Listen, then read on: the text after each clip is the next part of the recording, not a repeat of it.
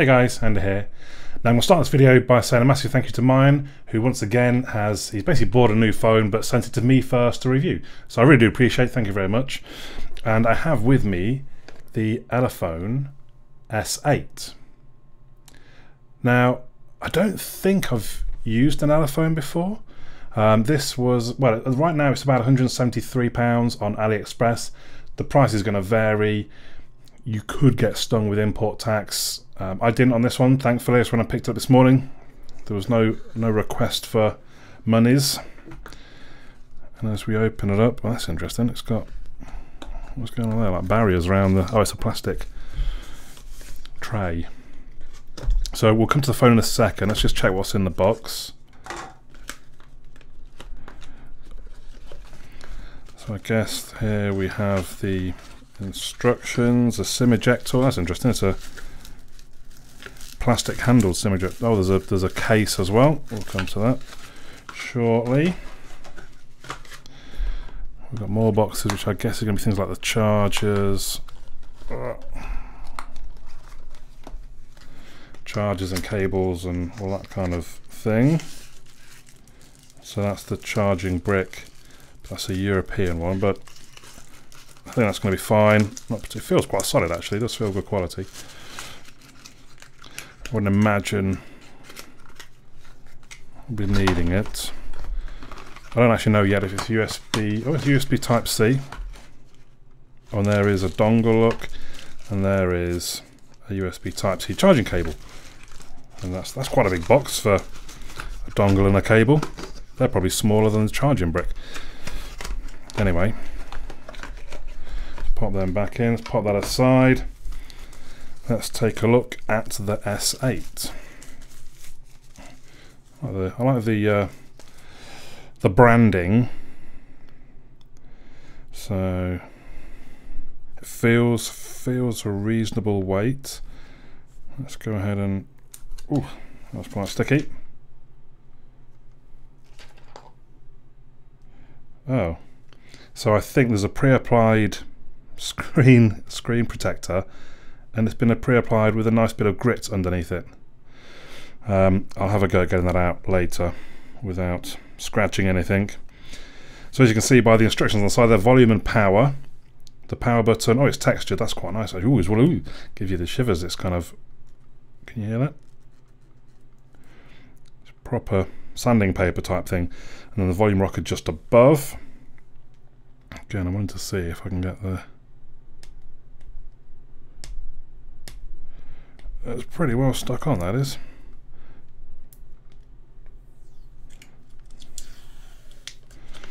There we go. So, there it is. A little plasticky feeling, but it looks quite nice actually. It's kind of nice shimmery black, again with the Elephone logo at the bottom. It's got a 4,000 milliamp hour battery, which is pretty large. That should last quite well. Annoyingly, I can't find it. It's not on GSM Arena, the Elephone S8, so I'm on a different website to find specifications. So I'm just trying to locate the different things that it's telling me about. So I was just looking for the camera. This gives it in pixels rather than megapixels. Brilliant. So basically 5,344 by 4,000, which I think is going to be like 20 megapixel. I could be wrong. And the front facing is 3,840 by 2,160. 24 frames per second. I don't know which that refers to. The other specs on the device, let's see. So the weight, 195 grams. Let's just get it powered up while we're going through specs. So 195 grams. The chipset is a MediaTek Helio X25.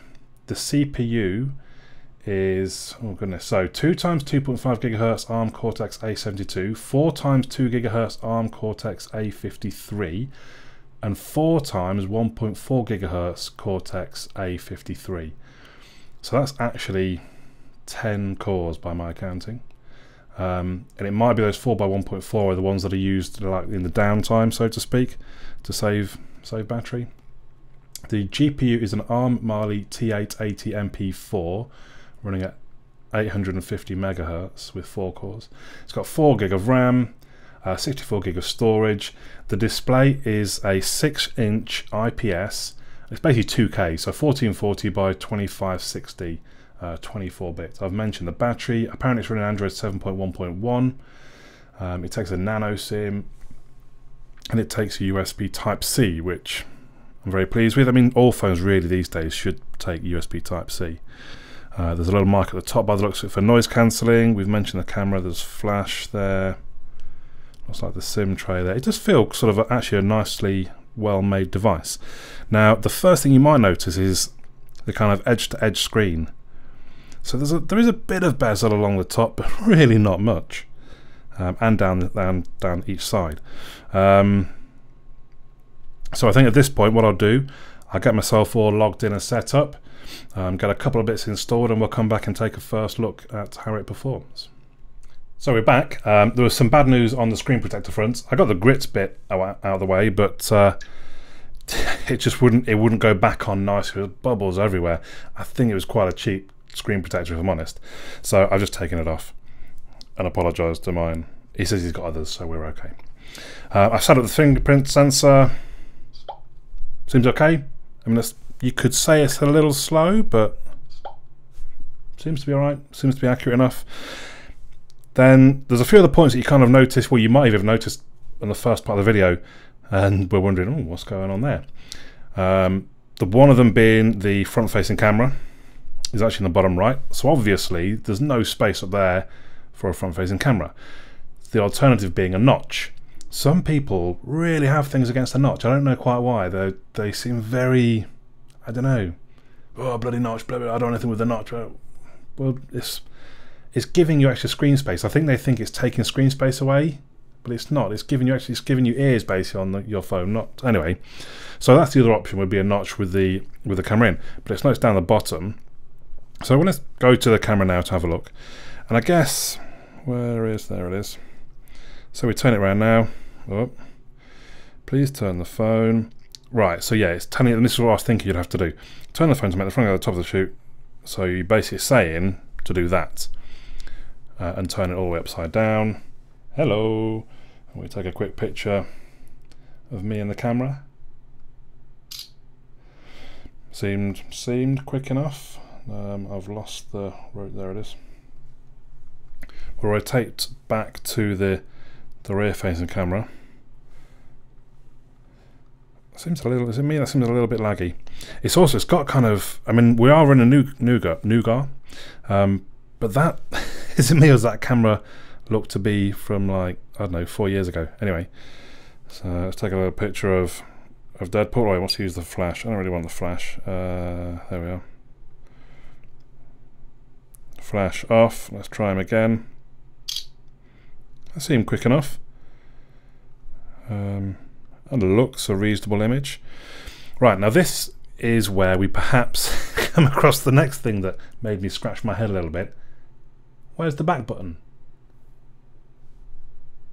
There's no back button. What there is kind of a multifunctional, there might be a special name for it, I did look it up, home button. So one tap on the home button goes back. 2 taps goes to the home screen. Hold it down, goes to the app switcher. Which actually, I think I really quite like. I mean, we'll see in use. I think I've got used to it already. I've only used it for 5 minutes. And it's quite nice just having the one button. We'll see how it goes. I was going to have a quick look. Where are their settings? So does this looks, I don't know, is it me? Am I just too used to Pixel and, I don't know, it just strikes me as quite old. So it does say, I did say 20 something megapixel, didn't I? Oh, look, let's go full screen. Oh, that's preview size. I actually want, okay. Yeah, I prefer that. You lose a few megapixels, but did that actually? No. There we go. So it did a weird sort of focusing thing and then took the picture. Okay, obviously I'm going to do lots of testing of the camera over the next few days or whenever I get the opportunity. Picturing. Oh, hello. So I can get me and Deadpool. I don't particularly need that, but how do I get rid of it? Oh, okay, those are the different modes at the side. Yep. Panoramic, gotcha. Okay, so that was a quick look at the camera. Let's have a quick look at Geekbench. So I do use the older version of Geekbench, just because that's what I've been using since I started doing my reviews, I suppose. I should really be testing everything on 3 and 4 and gradually moving over to 4, but 4 seemed to get a little bit overly complicated to me. I forget now, there's 2 different scores for, I forget what, anyway, maybe it's GPU and CPU, I can't remember, whatever. So I've stuck with 3 basically. I'll keep it on Dropbox, I install it on new phones and tell it not to update in the Google Play Store, and off we go. So the specs that it has, you'd imagine, well, to be fair, it's harder because I think we all know more about sort of the Snapdragon processors and things. So with the Helio chipset, we'll have to wait and see, really. Here we go, got a bit of spit on the screen. 4787, that's not a bad score. Interestingly, it is slightly behind the Redmi 5 Plus that I reviewed last week. That was 5.2, 5.3, somewhere around there. Not by a huge amount. I mean, that's not, I don't think that's anything that's gonna, well, I don't think that should put you off buying the device. It's just not quite as high as the Redmi 5 Plus. So then let's have a look at YouTube.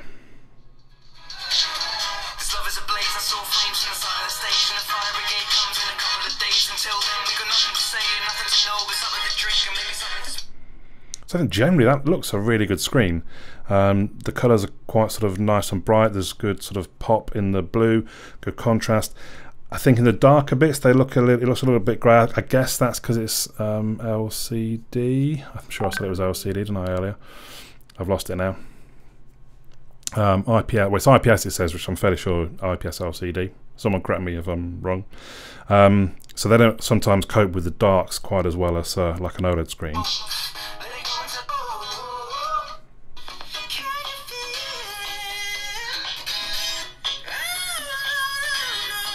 Volume-wise, sounds quite good, I would say. Obviously, we're lacking a fair bit of bass, but then you generally have that issue in a phone. I'll do obviously my sound test with the actual sound meter to see exactly how loud it does get. But first impressions, although it does feel slightly plasticky, at the same time it still feels quite good. It feels reasonably solid.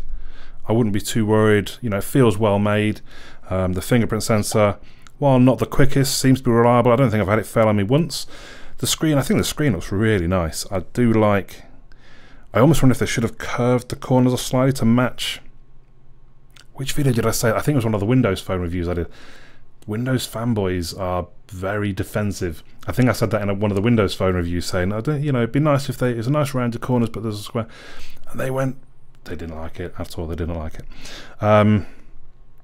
So yeah, I think the screen's really nice. I like the sort of almost, well, as good as borderless, edge to edge. So yeah, I can see we're picking up a bit of the old fingerprints on the back already, but that's to be expected to an extent. I don't know if mine will stick it in a case or not. Generally, I go naked on my devices. Yeah, this is a nice device. So £170. Last, it did change. So I think when mine bought it, he said he paid like 160 or something like that. So it's gone up maybe a tenner. On Aliexpress. I'll try and remember to pop the link down the bottom. Be aware it was quite slow as well, so the link we give you can probably buy other places quicker but a bit more expensive. It's been, I would guess, 3 or 4 weeks for it to get here. Yeah, 4 or 5 even perhaps. But yeah, initial opinions, I like it. So obviously if you're not subscribed already, please do. There will be more videos. I will do it a comparison against the Redmi 5 Plus, be it sort of just the general phone benchmark and screens and stuff, and I'll probably try and do some kind of camera, if nothing else a video test definitely. So if you haven't subscribed already, please do. Drop any questions in the comments that you might have. I'll try and remember to check them and do them when I do the actual main review. But for now, my name's Andy and I'll catch you all again soon.